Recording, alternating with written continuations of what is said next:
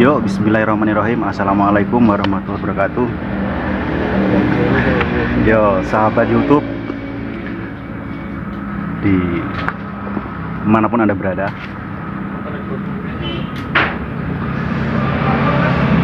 Ini saudaraku. Nah, hari ini alami di motor kebun. Motor kebunnya ini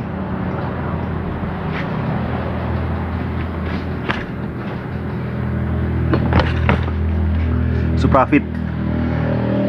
Bisa dikategorikan Suprafit New, Suprafit Revo lama, itu partnya sama dulur. Nah, apa yang terjadi di motor ini? Awalnya motor ini macet, ngancing sih tidak dulur, hanya kita awal bongkarnya, maaf, waktu bongkar kita tidak bisa videokan karena ada kesibukan.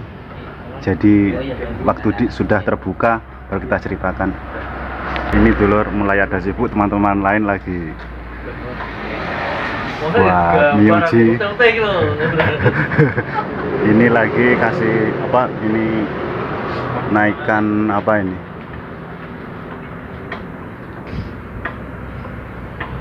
Mio GT 125.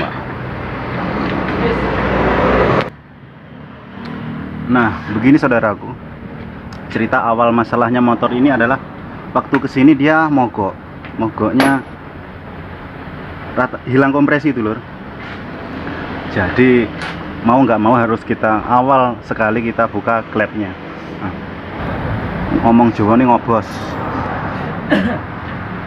kompresi, ngobos diselah ringan, akhirnya nggak hidup dulur.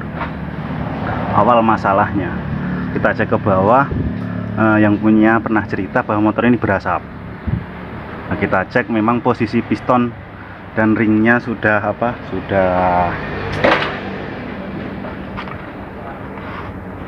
bocor, artinya memang minta di kolter gitu.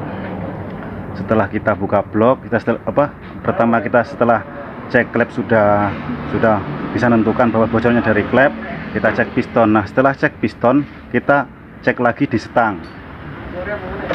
Setang kocak dulur. Maaf, ini juga setangnya sudah kita ganti, piston sudah kita kolter, makanya kita ceritakan dari awalnya.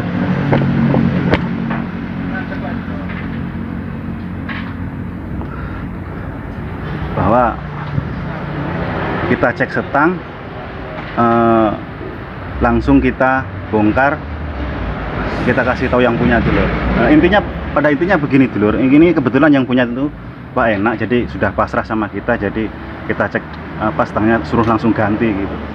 Logikanya begini dulur ya, kalau saran dari kami sih, jika motor itu berasap, jangan lupa ketika bongkar blok, jangan lupa selalu cek setang. Nah, ketika setang itu sudah longgar atau sudah kena, jangan sekali-kali dikolter jika setangnya kocak dulu. Itu peringatan keras dari kami. Maksudnya bukan peringatan keras, tapi anjuran dari kami. Jika, sekali lagi saya ulangi dulur, jika motor itu berasap, ngebul, dan setangnya kocak, setangnya ini kocak, jangan sekali-kali dikolter, kecuali ganti setangnya sekalian. Solusi dari kami, jika memang keuangan belum mencapai, lebih baik dibiarkan begitu saja dulu. Yang penting hidup, yang penting asapnya keluar nggak apa-apa, yang penting masih bisa jalan. Itu kalau mepet-mepetnya dulur. Tapi kalau seandainya ada anggaran, lebih baik diganti dengan setangnya. Logikanya begitu dulur. Nah, sesuai pengalaman saya, kenapa kalau setangnya kocak, istilahnya kenal ya, setangnya wis kena, terus kita ganti pistonnya saja, dengan resiko kalau diganti piston saja itu tidak akan lama dulur. Karena kenapa? Piston yang baru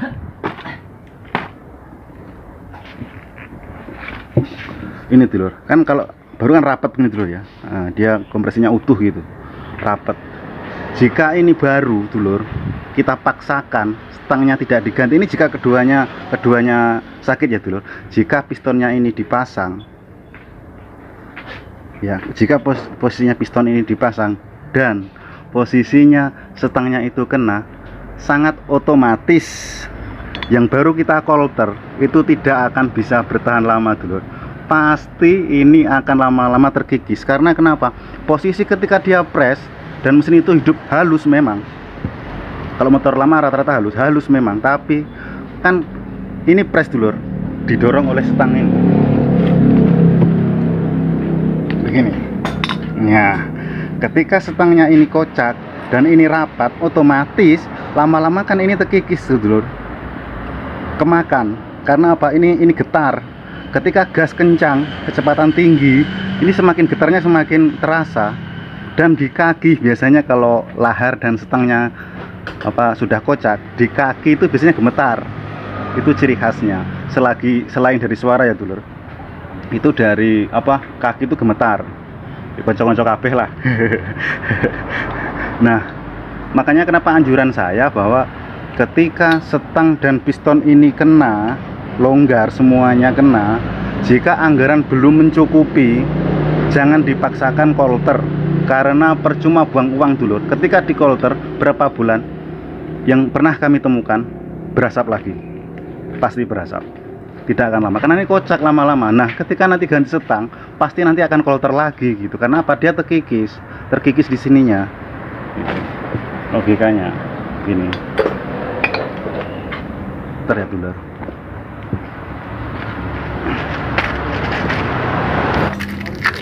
Ini saya coba pasangkan di stangnya supaya gambarannya bisa jelas dulur ya.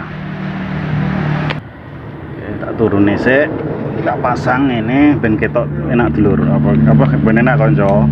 Konco apa dulur, kabeh padha lah.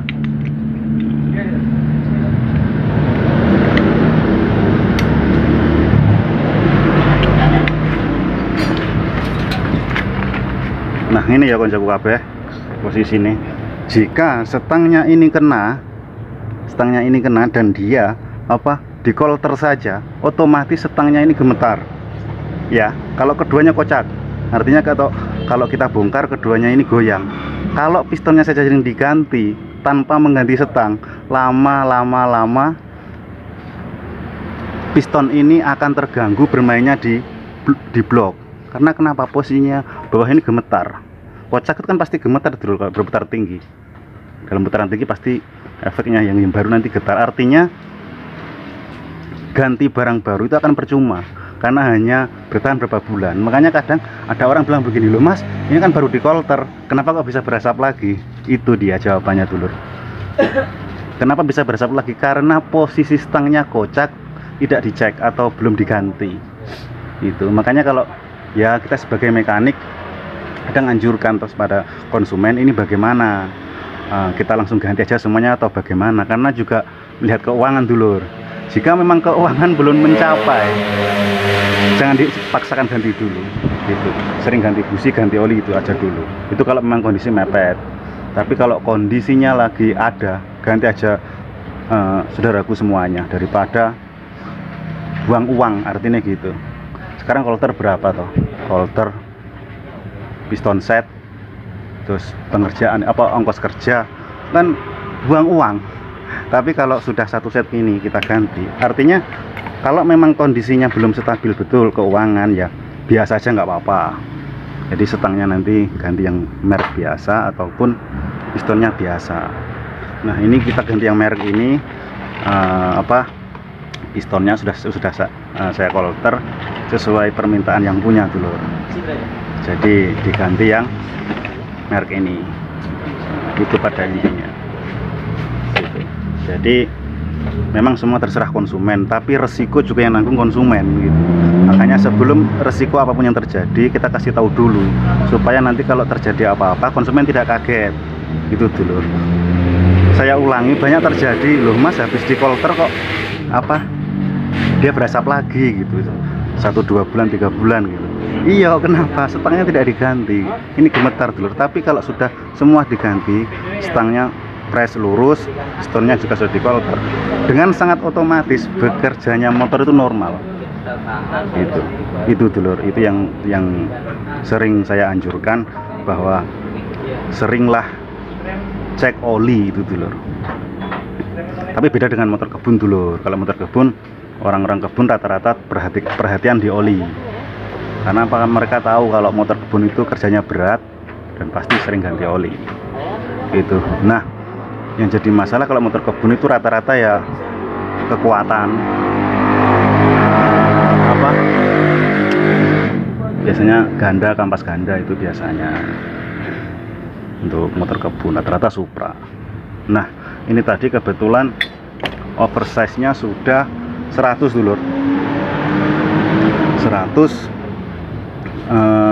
Saya coba cari untuk Suprafit oversize, kan kalau dari oversize lamanya 100 berarti naiknya di 125 dulu. Ada untuk oversize 125 Suprafit itu ada, hanya tadi saya cari Suprafit tidak ada, jadi saya pakaikan GN5 Grand. Tapi dia baku masuk dulu, sama-sama masuk, bisa masuk ya. Ini Grand. Nah, ini GN5 kodenya. Ini oversize 125. Kelihatan ya dulur ya. Silau-silau. Nah, kelihatan ya. Ini GN5. Nah, kita masukkan di Grand dulur.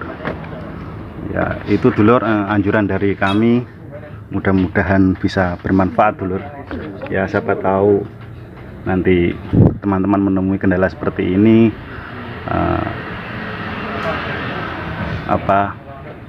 jika mengalami kendala ya bisa ditonton video, mudah-mudahan bermanfaat. Ini stangnya sudah kami ganti, piston juga sudah kami kolter, tinggal pemasangan. Nanti untuk pemasangan kita langsung reviewkan dulur ya. Dan kabeh penak, soalnya gak sempat review, mulai enek gawean dulur. Alhamdulillah lebaran mulai enek gawean. Oke dulur, semoga bermanfaat untuk video kali ini. Jangan lupa subscribe, share, like, dan komen. Wabillahi taufiq wal hidayah. Wassalamualaikum warahmatullahi wabarakatuh.